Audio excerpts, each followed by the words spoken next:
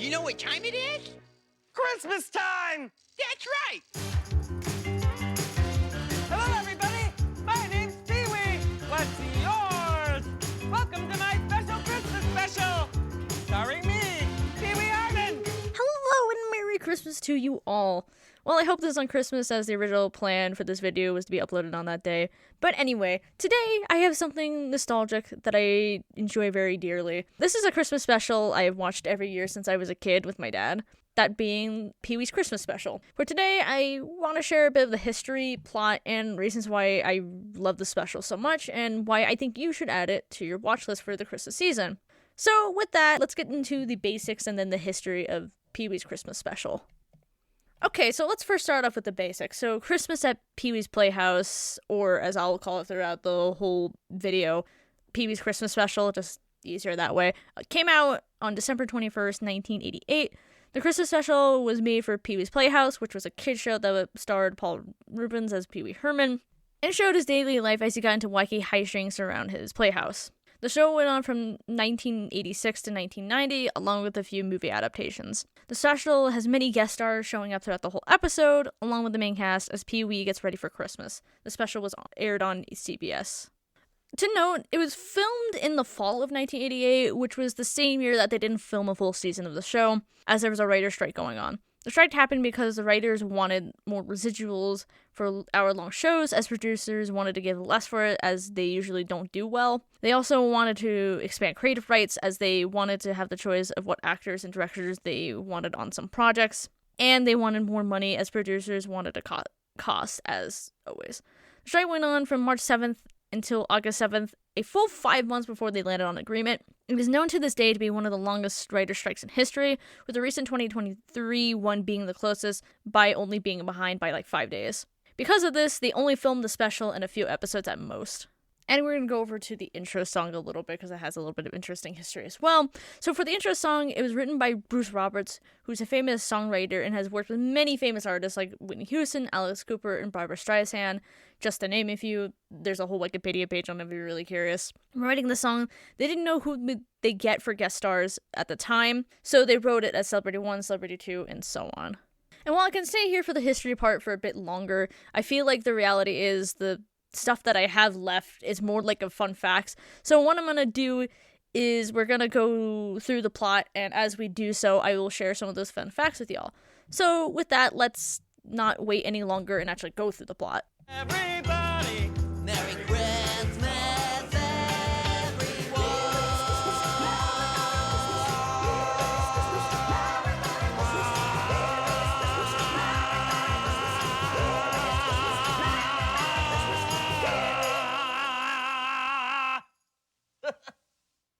So now we're on to the plot. So to start off, we begin with the outside of the playhouse with the claymation animals. Feeling very Rankin Bass with a lot of the creatures they decided to choose for this, we then pan to the house and we go inside and see the Marine Choir singing. Fun fact, this is actually not the Marine Choir. They couldn't get them for one reason or another. So instead it's a UCLA men choir, but they made them look pretty convincing with buzzing their hair down and putting them in the outfits. Pee-wee then pops up and starts singing as well. He introduces himself and then starts introducing the cast and the special guests, like a roll call.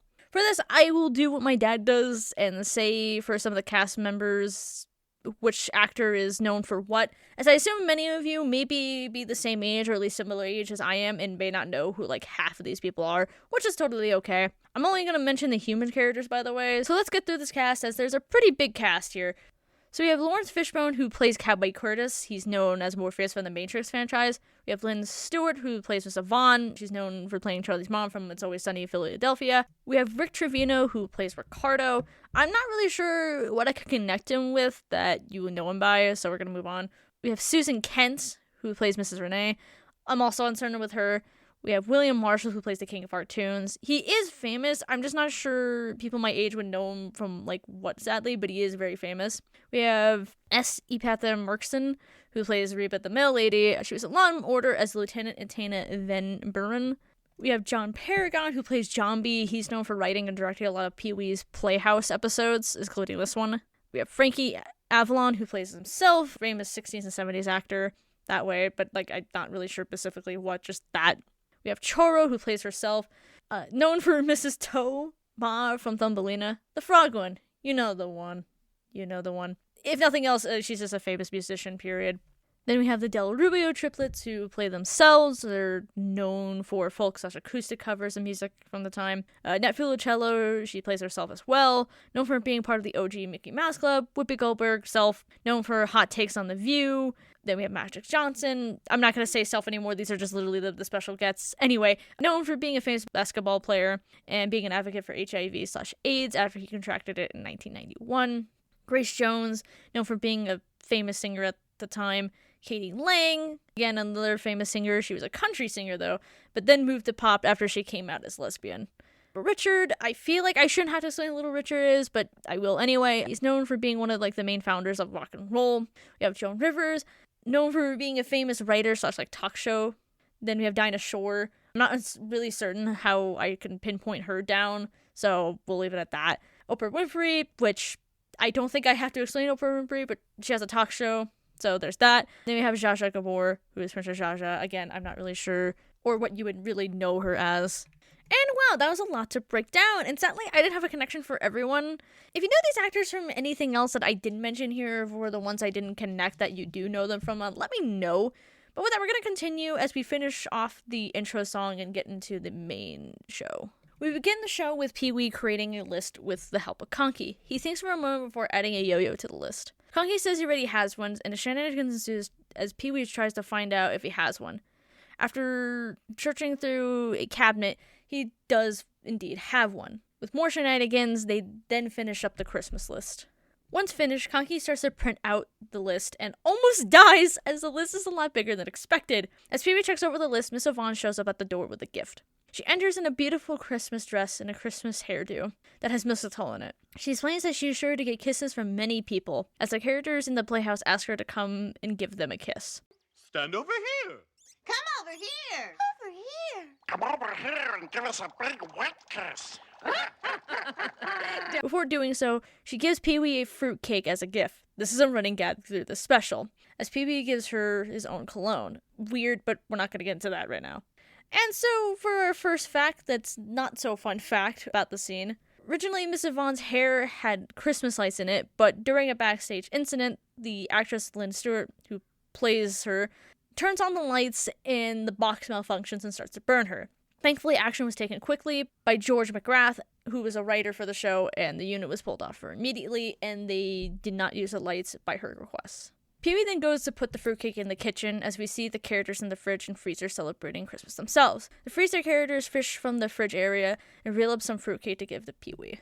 He then gets a call from Whoopi Goldberg as she asks to be on his Christmas special, but he is booked for that year and next year's as well, and could maybe squeeze her in 2 years from then. She's excited, but Pee-wee says he doesn't promise anything.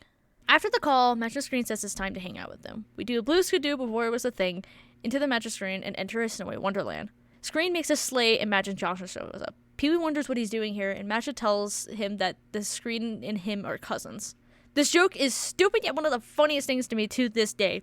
Anyway, he gets into the sleigh with Pee-wee and they get attacked by a polar bear. Crazy hijinks ensue as they try getting away from the bear. Pee-wee then flies out of the sleigh and out of Magic's screen in general and lands on Cherry. She reminds him that the Christmas decorations are not up yet. Pee-wee totally forgot to get the decorations as he was too busy thinking about himself and the lists he was writing. It makes a point about how Christmas is the time for what we can do for others. Christmas is the time we should be thinking of what we can do for others. He wishes he wasn't so selfish, and Jumpy pops out hearing the word wish. Pee-wee goes over to him and asks if he can wish for the Playhouse to be decorated. Jumpy asks if this is the one wish he would like to use for the episode, but Pee-wee hopes he can get an extra wish. Jumpy is then upset that he would even ask for something like that, as if it were Christmas, which, as Pee-wee points out, it is. He then relaxes, and with a few magic words grants Pee-wee's wish.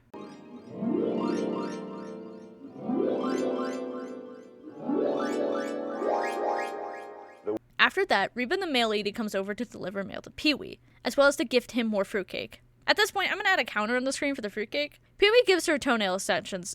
Don't ask. Like I said, the gifts are really weird. But then she brings in a huge crate, and once open, Grace Jones comes out. The gift was supposed to go to the White House, but since she was there, she sings a quick song.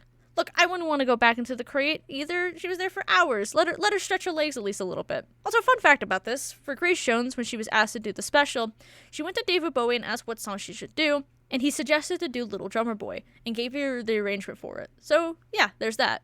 Once the song's over, Pee-wee then goes over to Frankie Avalon and Annette Funicello, where they show us how they are making Christmas cards with a toothbrush and potato. Pee-wee then tells them that each of them need to make 500 cards by the end of the day, as they are confused when he walks away. Pee-wee then notices that someone else is here, that being Cher. He wonders what she's doing here, as she says she came by to learn what today's secret word is. Pee-wee realizes he totally forgot the secret word and asks Conky to produce the word, which is year. We learn that when we hear the word, you yell really loud. They test out the word in the conversation, and the characters yell at the correct time. Cher leaves before one more little yell for year. Then Pee-wee makes a joke about Cherry and Cher being similar in name and in the same room. That was Cher! Cher was right there! In the same room as my chair! I hope I didn't stare. Oh well, I don't care. Also, interesting point here, not much of a fun fact. Cher, for some reason, isn't part of the opening introduction. Pee-wee mentions everyone else but not her. Either this was a super surprise to the audience or a production error, which I think is more likely. I also think she was last minute, as she was really busy at the time with a press tour, and was only at the shoot for like about 25 minutes. But that could just be me, and it really is just like a basic production error, and she was playing the whole time. With that though, the King of Cartoon comes in, ready to show today's cartoon. But before that, he gives Pee-wee not one but 2 fruitcakes. Jesus Christ. Then Annette asks if she can do the King's famous line, which he allows. After saying the line, the TV turns on and it cuts to Joan Rivers playing on a game show. She says hello and Merry Christmas to the audience and Pee-wee as the cartoon starts. After the cartoon ends, we then cut to Pee-wee's puppet Billy Baloney as they do a little short bit with that. Then we find out that it's snowing as Pee-wee gets ready to head out into the snow. But not before Frankie and Annette want to join in, but can't since they haven't finished the cards yet. He then heads outside to play in the snow. He makes snow angels in the snow, as well as make mystery footprints in the snow, as he calls them. Cowboy Curtis then comes to look for Pee-wee, as he tells him to follow the footprints. Curtis looks around for a bit before Pee-wee jumps out to scare the daylights out of him. We then hear the Del Rubio triplets start playing a song, that being Walking in Winter Wonderland, and cut to them singing. After the song, we see Pee-wee and Cowboy Curtis making a snowman. They stare at it for a bit, saying if you do, it comes to life, which it does. Afterwards, Pee-wee then heads to a frozen lake where we see Little Richard trying and failing at ice skating. Pee-wee says it's easy and starts showing off. Little Richard's impressed until we find out it was a paid actor named Hans who was the one who did it. But Little Richard is now disappointed at Pee-wee. Pee-wee. Pee-wee then heads back inside for some hot chocolate with some of the characters. We then see a performance from Katie Lang. After the song, she walks over to the band members and talks to them for a moment, as Chicky Baby says this is the most fun they had all year. She said the word of the day and everyone yells, freaking Katie Lang out, as she totally forgot about that part. We then head back to Pee-wee hanging Christmas stockings. Randy questions why are they hanging them, as he doesn't believe in Santa Claus. Pee-wee then threatens to not have his stocking hung if he doesn't believe in him. But Randy says to keep it up, just for decoration of course. Then Cherry wonders where Pee-wee's stocking is, as he then shows he has not 1 but 2 Jew stockings. We then are told by Clocky that it is time for a penny cartoon, which we cut to. After that, Pee-wee checks in on Frankie and Annette with the cards. They complain that they are hungry and thirsty, so he gives them bread and water. You know, like prisoners. Anyways, Countess comes over to visit and is once again gifted with fruitcake. Princess Zsa Zsa shows up and talks with Pee-wee for a moment before they both leave. Pee-wee then gets a call from Dinah Shore, which she asks her if her cold is better, which it is. She then proceeds to sing the 12 Days of Christmas. Meanwhile, Oprah recalls to say Merry Christmas to Pee-wee. Dinah Shore is still singing after his caller Oprah, as he then puts a fake self in front of the camera and leaves. Ricardo then shows up and wishes Pee-wee a Merry Christmas in Spanish, or Feliz Navidad, which Pee-wee struggles to say. He then teaches Pee-wee how they celebrate Christmas in Mexico, and has him break a piñata while Charo sings his song, Feliz Navidad. Pee-wee then breaks the piñata as she finishes her song. He goes over to thank her, as he then gets, once again, more fruitcake. Charo says the word of the day in Spanish, and everyone yells as she says her famous catchphrase. Then we see how much fruitcake Pee-wee has gotten throughout the whole episode so far. Then Mrs. Renee shows up with another one. Pee-wee wishes her a Merry Christmas, only for her to say that she doesn't celebrate the holiday. A look of confusion falls onto Pee-wee's face. She then explains that she is Jewish and celebrates Hanukkah instead. Fun fact, half the cast in this special are Jewish, including Paul Rubens himself, so this scene is all the more funnier with this face that he makes. Anyway, she then explains what the holiday is and how they get gifts for each day of the holiday. So now Pee-wee gets 7 more fruitcakes. They then get a dreidel out and start to sing the dreidel song. Pee-wee then spins the dreidel onto the floor and into the dinosaur family's home, where we see them celebrating Hanukkah as well. Pee-wee then checks in on Frankie and Annette again and see that they finished with all the Christmas cards. He seems satisfied until he tells them that they need to make envelopes for the cards. We cut to seeing that Diana Shore is still singing. We then go to see that the cast and characters are decorating the tree. They finish with the star on top of the tree and then turn on the lights, only for Randy to unplug the tree. He said Christmas is just a bunch of commercialism. Pee-wee then corrects him as Master Screen shares what the holiday is really all about. Randy sees the error of his ways and gives Pee-wee some fruitcake. Cowboy Curtis goes to hand Pee-wee his own fruitcake before noticing he has some already. But Pee-wee takes it and shows that he's added a fruitcake room to the Playhouse. Diana Shore is still singing. Also, side note, not related to the script whatsoever, but as I'm recording this, you know the search engine part where you look for, like, settings and stuff like that on the Windows area? There's a fruitcake there. You can't escape fruitcake, I swear to God. Anyways, then Pee-wee goes by the tree, and they all start singing different Christmas carols. Then Pee-wee hears sleigh bells as Santa comes out of the fireplace. Pee-wee goes to get the milk and cookies for Santa. However, he has bad news for him. As Pee-wee asks for so many gifts, there just isn't enough for the children in the world. He asks him if he can take all the presents so the kids can have their gifts. Pee-wee at first doesn't want to, but remembering that Christmas is about the time for what we can do for others. Christmas is the time we should be thinking about what we can do for others. What we can do for others. He lets Santa have all the gifts. Santa has then one last request, and that's having Pee-wee help him give out all the gifts. Of course, Pee-wee accepts this and says goodbye to everyone and is about to leave, but not before Johnny asks for his extra wish. Pee-wee wishes for peace on Earth and for everyone to have a Merry Christmas and a Happy New Year. One last yell for the secret word as he then heads off to help Santa. For the credits, we see Pee-wee helping Santa give out the gifts. By the end, Diana is finally done with her song as she then asks for Pee-wee's name over and over again. Alright, so that was a bit of a rundown of the special.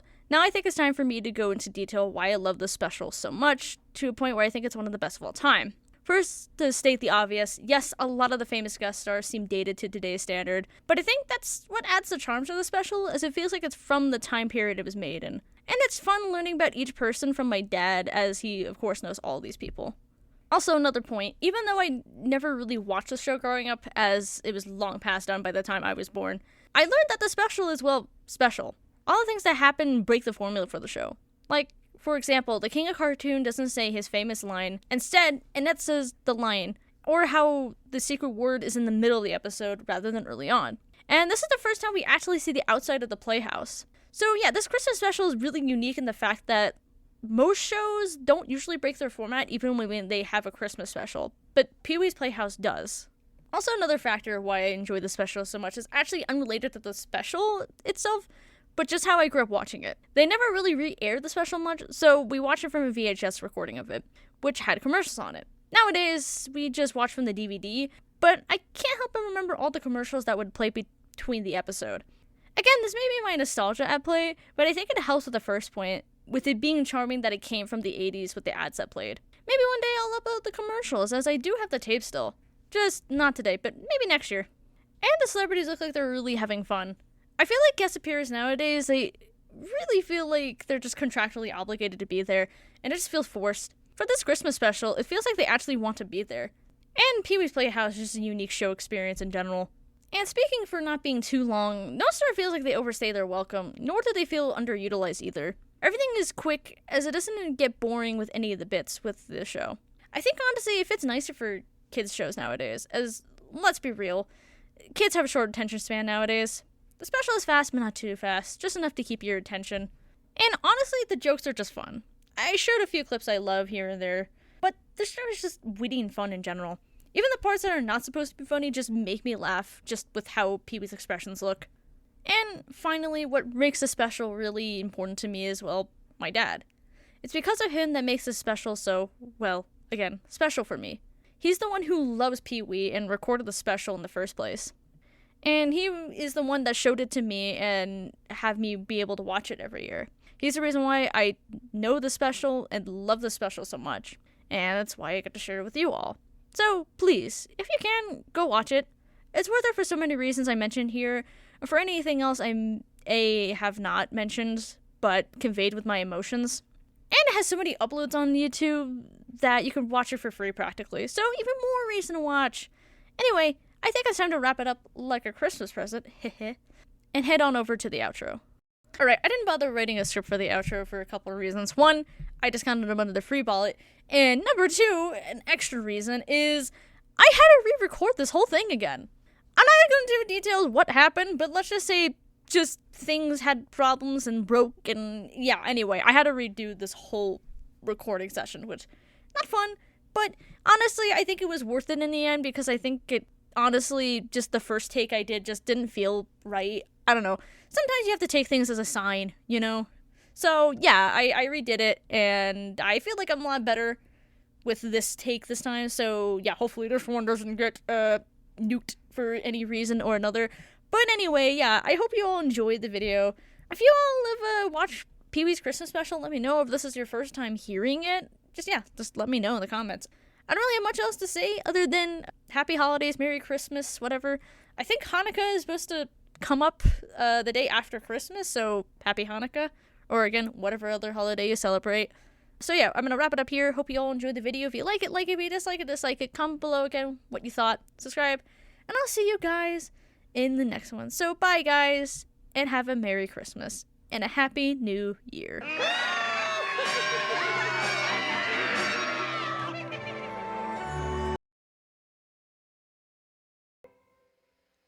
Pee-wee? Pee-wee?